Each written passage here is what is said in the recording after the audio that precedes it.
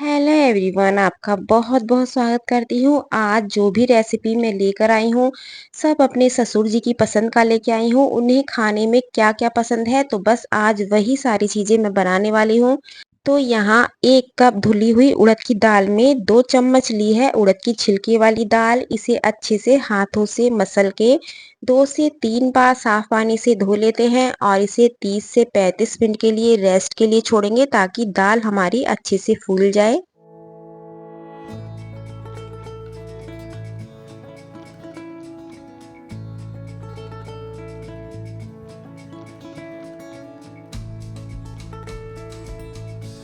यहाँ 4 से 5 आलू को मैंने साफ पानी से धो लिया है और इसमें कुकर में ऐड करेंगे और थोड़ा पानी मिलाकर इन्हें भी उबलने के लिए रख देते हैं।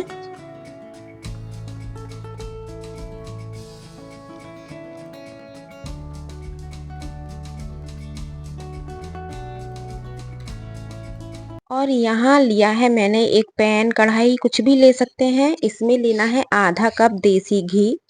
आप देखते जाइए कितनी गजब की आज रेसिपी बनने वाली है। तो यहाँ बेसन को सुनहरा होने तक हमें भून लेना है। जितना मैंने घी का मेजरमेंट बताया है उतना ही आप डालिएगा, ना कम ना ज़्यादा। तो बिल्कुल परफेक्ट आपका ये बनके तैयार होगा। तो जितनी देर में ये भुनता है आगे का प्रोसीजर कर लेते हैं। तो यहाँ लेना है कढ़ाई में सरसों का तेल। जब तेल अच्छे से पक जाए इसमें जीरा, बारीक कटा हुआ अदरक लिया है। आप चाहो तो अदरक का पेस्ट भी यूज कर सकते हैं। 2 से 3 हरी मिर्च को बीच में से कट करके लिया है। अदरक को हल्का सा भून लेते हैं और जब ये अदरक भुन जाए तो बेसिक से मसाले, धनिया पाउडर, हल्दी पाउडर, लाल मिर्च पाउडर, थोड़ी सी लूंगी यहाँ कश्मीरी लाल मिर्च और गरम मसाला, यही सारे मसाले हमें लेने हैं।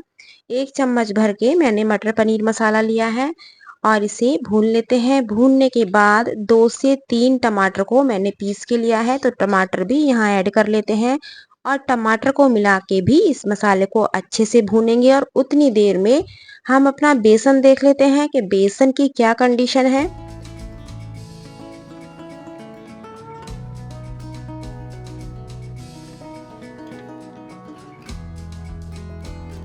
जब आपको लगे कि बेसन 50% भुन चुका है तो उसमें 2 चम्मच भर के मैंने यहाँ सूजी ली है। स्टार्टिंग में सूजी नहीं लेनी है, जब बेसन थोड़ा भुन जाए उसके बाद हमें सूजी लेनी है। फिर दोनों को मिक्स करने के बाद इसे फिर से भूनना है जब तक कि ऊपर घी ना आने लगे। घी जितना मैंने बताया है उतना ही लीजिएगा, ना कम लेना है और ना ही ज़्यादा लेना है। और देसी घी लीजिएगा, इसमें रिफाइंड वगैरह कुछ भी नहीं लेना है, केवल देसी घी का यूज़ करना है।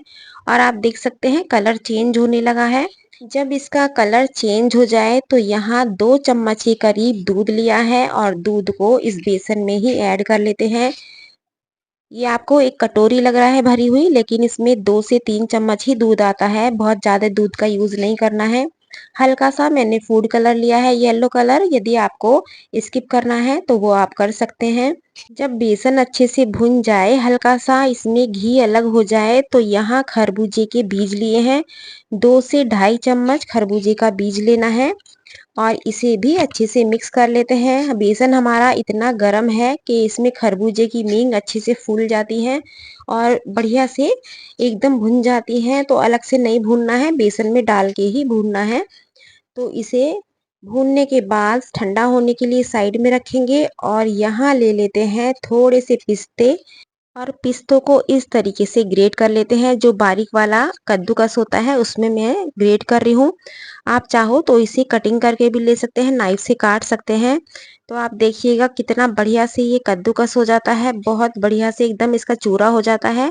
तो किसी भी मिठाई में भी आप इसका यूज़ कर सकते हैं। तो यहाँ बेसन ठंडा हो चुका है, मसाला भी हमारा भुन चुका है।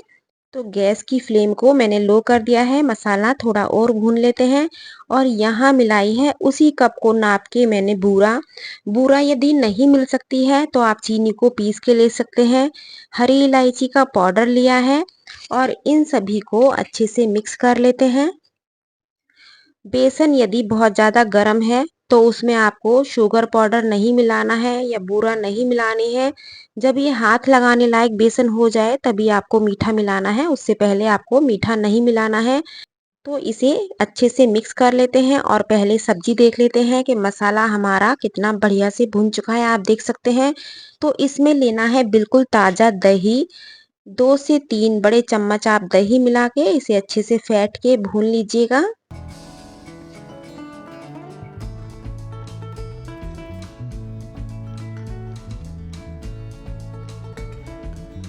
जब मसाला अच्छे से भुन जाए, ऑयल अलग हो जाए, तो यहाँ 1 कप भर के मैंने मटर ली है और इसे भी अच्छे से मिक्स कर लेते हैं और मिक्स करने के बाद यहाँ पानी डाल लेते हैं।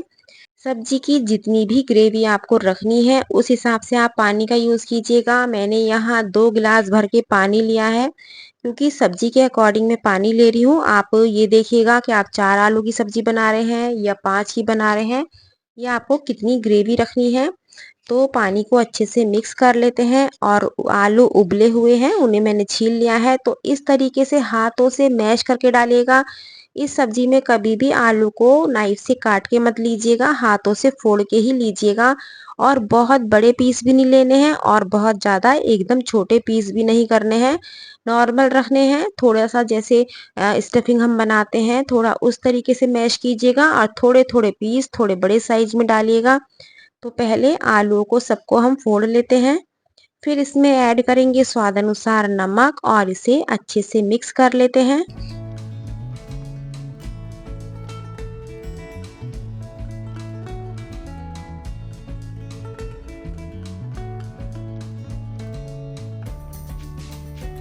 और मिक्स करने के बाद इसे 3 से 4 मिनट पकने के लिए छोड़ देते हैं। और यहाँ जो हमारा बेसन हमने तैयार किया है तो उसके लड्डू भी बांध लेते हैं। आपने बेसन का लड्डू बहुत बनाया है और बहुत खाया है, लेकिन इस तरीके से आप बेसन का लड्डू बनाइए, बहुत ही स्वादिष्ट और गजब का ये लड्डू है। आज मैं अपने ससुर जी की हर चीज़ पसंद की बना रही हूँ, तो इसलिए जो जो उन्हें पसंद है मैं वही बना रही हूँ। तो इस तरीके से आप लंच में एक थाली बना के तैयार कीजिएगा। आगे देखते जाइएगा कितनी गजब की ये पूरी थाली तैयार होने वाली है। तो पिस्ते को इस तरीके से लगाइएगा और लड्डू ये ज़रूर ट्राई कीजिएगा। कोई भी फेस्टिवल हो, होली, दिवाली या घर में भी आप स्टोर करके इसे रख सकते हैं। तो ये देखिए बन गए हमारे यहाँ फर्स्ट क्लास बेसन के लड्डू। साइज अपने अकॉर्डिंग छोटा या बड़ा कर सकते हैं। एक नॉर्मल कप में ये 5 लड्डू बन के तैयार हुए हैं। तो इन्हें अभी हम साइड में रख देते हैं और बाकी का काम कर लेते हैं। तो यहाँ लेना है जो हमने दाल भिगो के रखी हुई थी, सबसे पहले इसको पानी अलग कर लेते हैं। दाल बहुत अच्छे से फूल चुकी है, इसे 30 से 35 मिनट से भी ज़्यादा टाइम हो चुका है। तो इसका पानी अलग कर लिया है और मिक्सी जार में ट्रांसफ़र करने के बाद हल्का सा पानी मिला के इसे पीस लेते हैं। बिल्कुल महीन पीसना है, जैसे पकौड़ों की हम दाल पीसते हैं ठीक उसी तरीके से, बहुत ज़्यादा पानी का यूज़ नहीं करना है।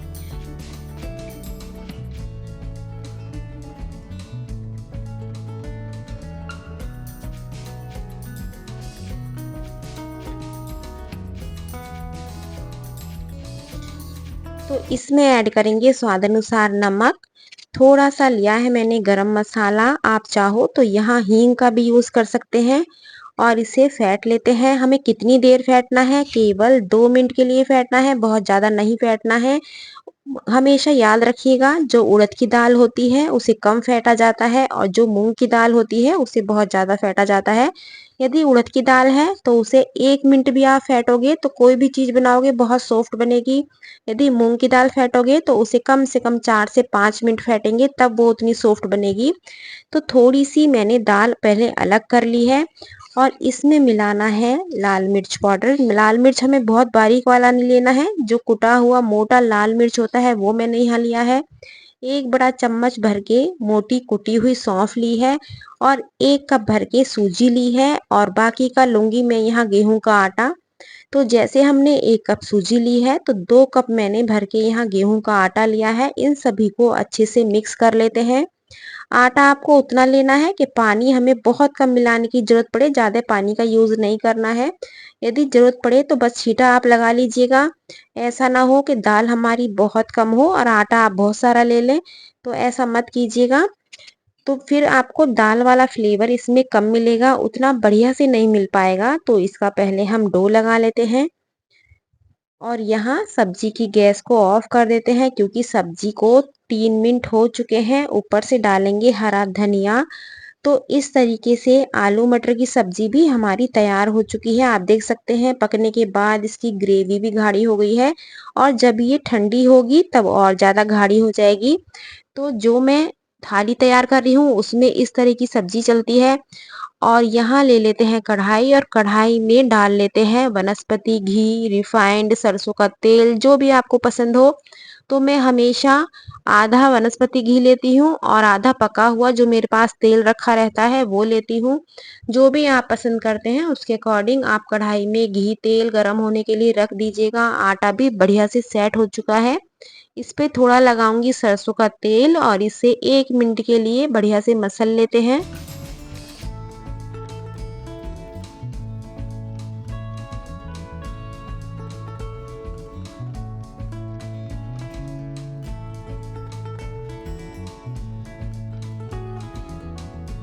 तो आटा बढ़िया से सेट हो चुका है। इसे अभी हम साइड में रखते हैं और यहाँ लिया है बिल्कुल ताज़ा दही।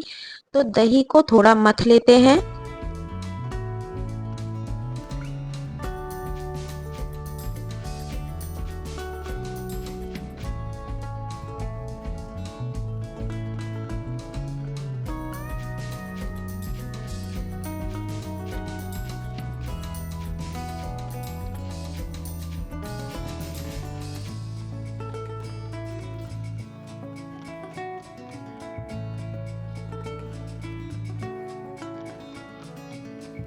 आप यहाँ दही मट्ठा कुछ भी ले सकते हैं। यदि दही नहीं है किसी वजह से तो आप मट्ठे का भी यूज़ कर सकते हैं। जो हमने दाल बचाई थी उसे थोड़ा सा फेंटना है। इसमें कुछ भी नहीं डालना है, केवल हमें हल्का सा ही फेंटेंगे। ये अपने में बहुत बढ़िया से बैटर तैयार है हमारा पहले से ही। तो फेंटने के बाद बहुत छोटे साइज की हमें पकौड़ियाँ उतारनी है इसकी, बहुत बड़े साइज में नहीं उतारनी है। जैसे सोया चंक्स का साइज होता है ठीक उतनी ही बड़ी बनानी है क्योंकि ये बाद में काफ़ी मोटी हो जाती हैं। थोड़ा घी में डल के मोटी होंगी, थोड़ा दही में डल के मोटी होंगी। तो इसलिए छोटे साइज में ही बनाइएगा और बिल्कुल सुनहरा होने तक इन्हें फ्राई कर लेते हैं।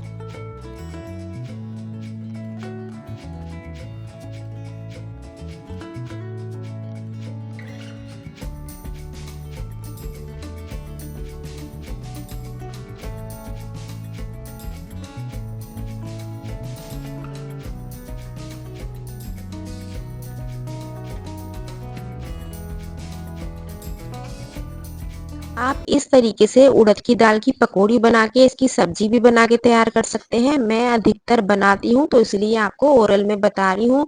नॉर्मली ग्रेवी तैयार करके उसमें इन्हें डाल दीजिएगा तो आपकी बहुत फर्स्ट क्लास सब्जी तैयार हो जाएगी। लेकिन आज मैं इसकी सब्जी वगैरह नहीं बना रही हूँ क्योंकि सब्जी मेरी बन चुकी है।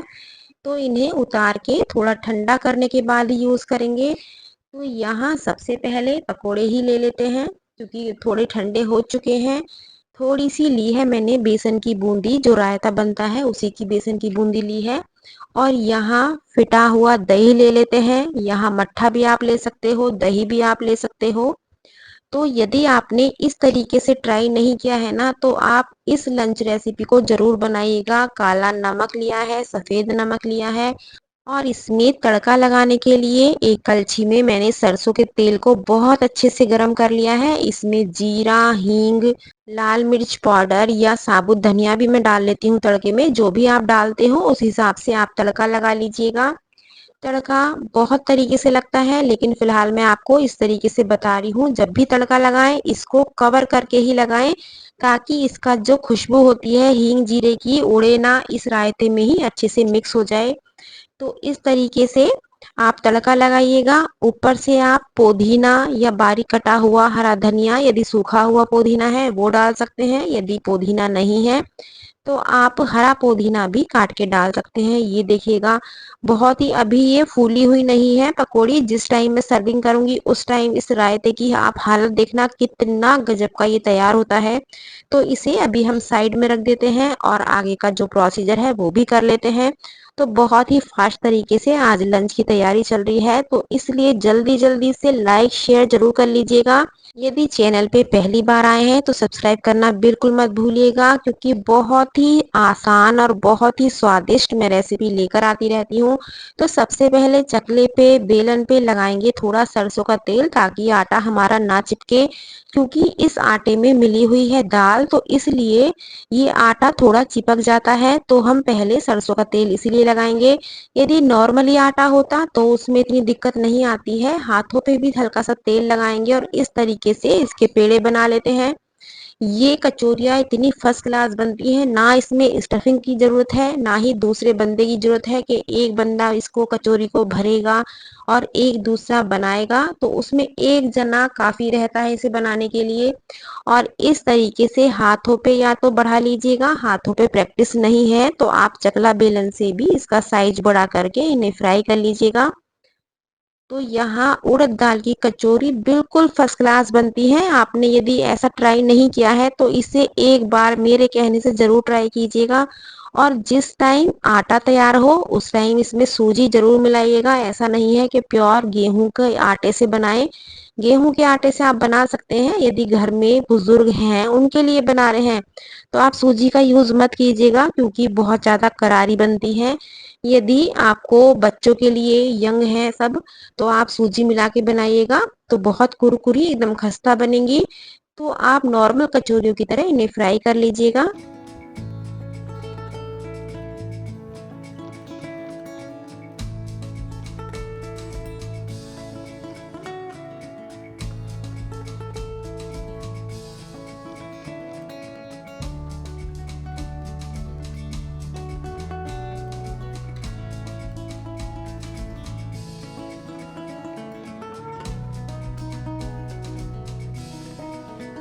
सारी कचौरी आपकी गोल गोल फूली फूली एकदम फर्स्ट क्लास बनेंगी। ऐसा नहीं है कि नहीं फूलेंगी या करारी नहीं बनेंगी। यदि आप मान लीजिएगा 4-5 जने भी खाने के लिए बैठे हैं तो आप बड़े आराम से इन कचौरियों को खिला सकते हैं। बहुत ही फास्ट तरीके से ये कचौरी बन के तैयार होती हैं। तो यहाँ कचौरी मेरी बनने वाली है, फिर करते हैं प्लेटिंग। तो उससे पहले जल्दी जल्दी से लाइक शेयर करना बिल्कुल मत भूलिएगा, क्योंकि जब लास्ट होता है तो आप बिल्कुल स्किप कर देते हैं और लाइक कमेंट्स करना भूल ही जाते हैं। तो यहाँ सबसे पहले मैं गाय की निकाल लेती हूँ। गाय की मैंने यहाँ सब्जी भी रख दी है, एक पकौड़ी रख दी है और थोड़ा रखूंगी मैं लड्डू। तो यहाँ गाय का खाना मेरा तैयार है, तो पहले ये साइड में रखेंगे और बाकी की कचौरियाँ हम फ्राई कर लेते हैं और फिर करते हैं प्लेटिंग। आपको दिखाती हूँ मैं एकदम बढ़िया कुरकुरी और खस्ता ये कचौरियाँ बन के तैयार होती हैं। आप देख सकते हैं कितनी फूली फूली एकदम फर्स्ट क्लास ये कचौरियाँ बन रही हैं। किसी भी फेस्टिवल पे आपके घर मेहमान आए उन्हें खिलाइएगा। कहीं आप घूमने जा रहे हैं वहां भी बना के ले जाइएगा, क्योंकि हर कंडीशन में ये बहुत ही फर्स्ट क्लास कचौरी बन के तैयार होती हैं। तो चलिए जल्दी जल्दी से प्लेटिंग कर लेते हैं। तो मेरे ससुर जी की पसंद का सारा आज खाना बन चुका है। तो यहाँ सबसे पहले ले लेते हैं सब्जी। आलू मटर की इस तरह की सब्जी उन्हें बहुत पसंद है। और जो मैंने ये रायता बनाया है, हालांकि बूंदी का रायता बनाया जा सकता था, लेकिन उन्हें इस रायते में पकौड़ियाँ बहुत पसंद है और वाकई बहुत स्वादिष्ट लगता है। आपने बूंदी का रायता खाया होगा और ये पकौड़ियों का रायता भी खाया होगा, लेकिन दोनों चीजों को मिक्स करके बनाइएगा। यहाँ बिल्कुल फर्स्ट क्लास लड्डू आ चुके हैं और कचौरियाँ बिल्कुल फूली फूली एकदम करारी। तो ये बन चुका मेरे ससुर जी की पसंद का खाना। तो यदि आपके घर में बुजुर्ग हैं, उनकी पसंद का खाना बनाइए और उन्हें खिलाइए। एक बार मेरे कहने से इस पूरे लंच की थाली को आप ट्राई कर सकते हैं। सब बहुत खुश होके खाते हैं, क्योंकि आप देख सकते हैं बहुत झंझट वाला खाना भी नहीं है। हमने ऐसा नहीं है 2-3 सब्जियां बनाई हैं, एक सब्जी बनाई है और अपने में वो बहुत स्वादिष्ट है। एक रायता बनाया है जो कि अपने में बहुत स्वादिष्ट है। लड्डू एकदम गजब के तैयार हैं। आप इन लड्डुओं को 3 महीने के लिए स्टोर भी कर सकते हैं। आप कचौरी देख सकते हैं अंदर पूरे में दाल लगी हुई है। ऐसा नहीं है कि इसमें दाल हमने स्टफ नहीं की है तो दाल नजर नहीं आएगी। और लड्डू तो ये बहुत ही स्वादिष्ट है। इसे मैं भी आपको तोड़ के दिखाती हूँ, ये देखिएगा। घी आपको ना कम लेना है ना ज़्यादा लेना है, एकदम दानेदार फर्स्ट क्लास ये लड्डू बन के तैयार होते हैं। तो यदि आपको ये रेसिपी पसंद आई है तो लाइक शेयर करना बिल्कुल मत भूलिएगा और इसे ट्राई ज़रूर कीजिएगा। चैनल पे पहली बार आए हैं तो सब्सक्राइब भी कर लीजिएगा। कल फिर मिलती हूँ एक नई रेसिपी के साथ। Thank you.